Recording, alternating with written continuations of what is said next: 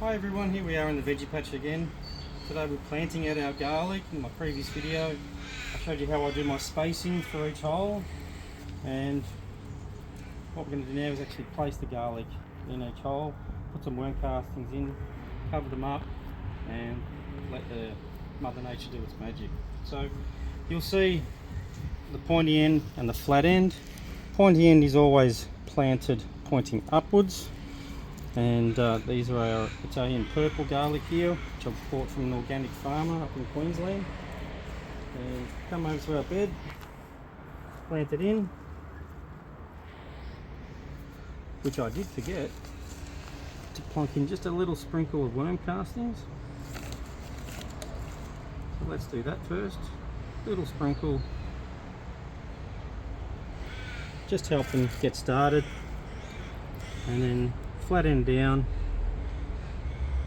straight in it goes. Be gentle with them, you don't need to force them into the soil, but you do need them far enough down for them to take good root and let those bulbs not come up during the growing season. And once you've done that, you just give them a bit of a gentle covering.